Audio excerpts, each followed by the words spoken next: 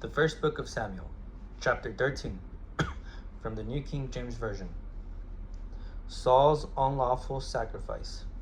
Saul reigned 1 year, and when he had reigned 2 years over Israel, Saul chose for himself 3,000 men of Israel. 2,000 were with Saul in Michmash and in the mountains of Bethel, and 1,000 were with Jonathan in Gibeah of Benjamin.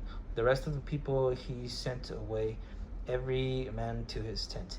Enter Jonathan attacked the garrison of the Philistines that was in Geba, and the Philistines heard of it. Then Saul blew the trumpet throughout all the land, saying, "Let the Hebrews hear."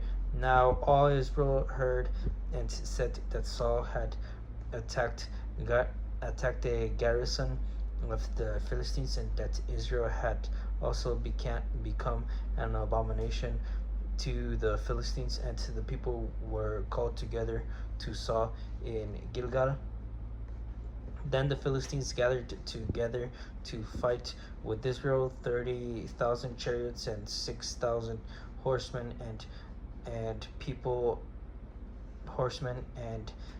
as the sand which is on the seashore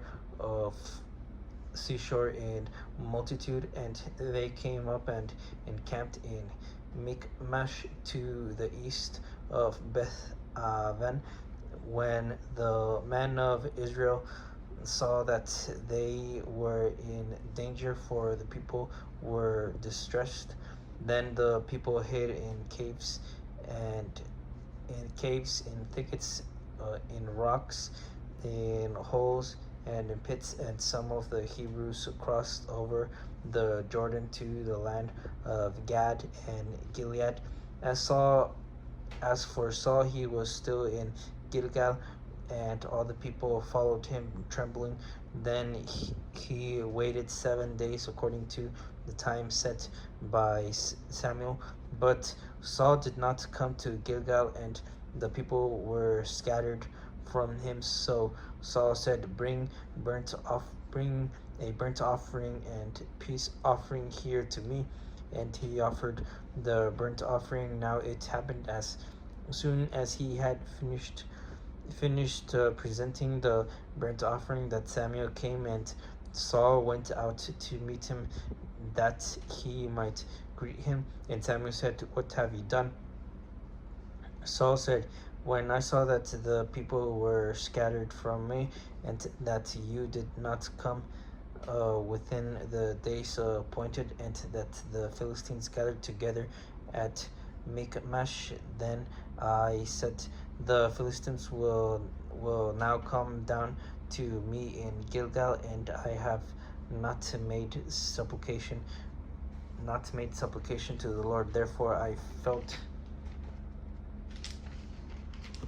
compelled and offered a burnt offering." And Samuel said to Saul, "You have done foolishly. You have not kept the commandment of the Lord your God, which he commanded you. For now the Lord would have established your kingdom over Israel forever, but now your kingdom shall not continue. The Lord has sought for himself a man after his own heart, and the Lord has commanded him to be commander over his people, because you have not kept what the Lord commanded you."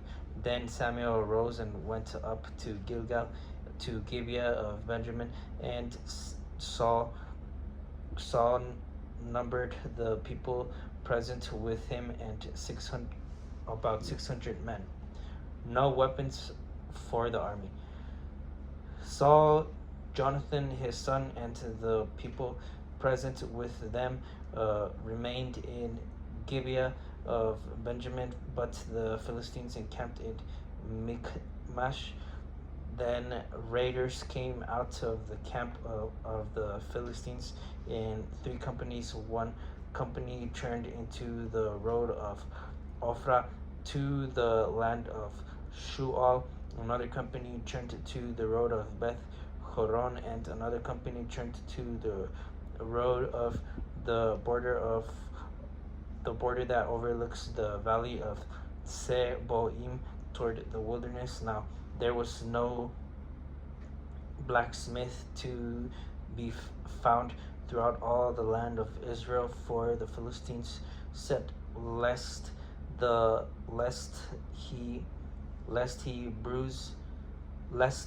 Hebrews make swords or spears. But all the Israelites would go down to the Philistines to sharpen each man's plowshare, his mattock, his axe, and his sickle. And the charge for the sharpening was a pim, for the plowshares, the mattocks, the forks, and the axes, and to set the points of the goads.